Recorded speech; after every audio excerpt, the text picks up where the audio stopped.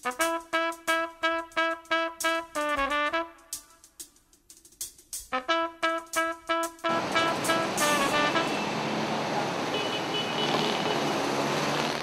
pauwi na kayo, marami sa atin simula pa lang ang araw, gaya namin na napuyat sa historyang ito. Dito sa Makati, buhay ang ilaw at komersyo at hindi ito yung mga club.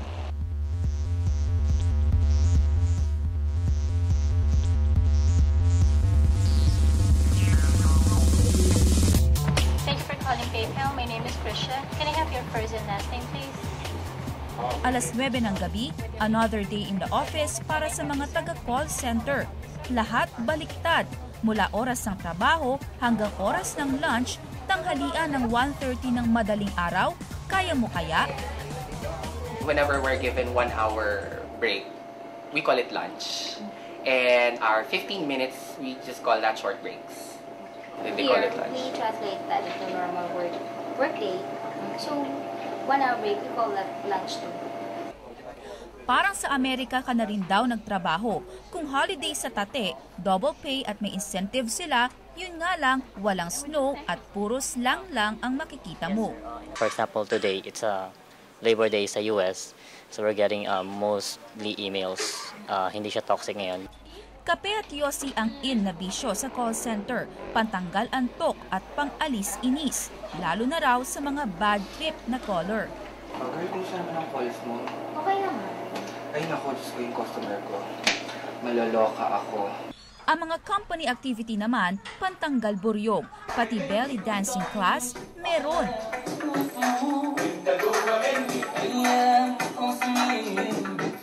Cheshire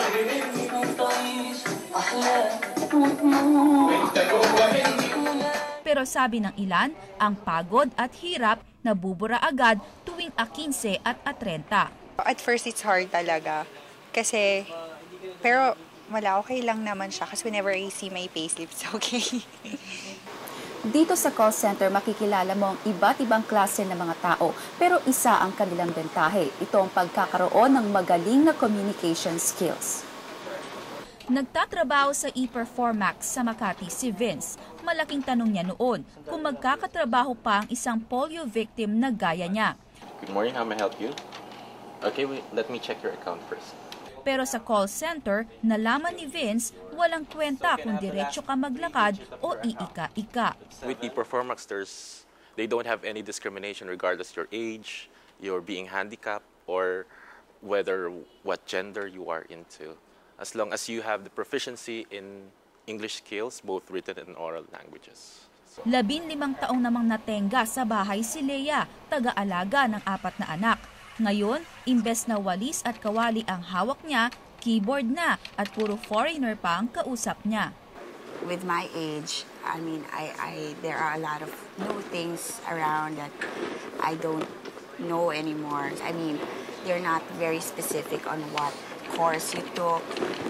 So there, as long as you can actually speak well and understand English. Pati mga veterans may puwang sa call center. Tulad ni Mike, 51 years old, 4 ang anak at ahente ng real estate.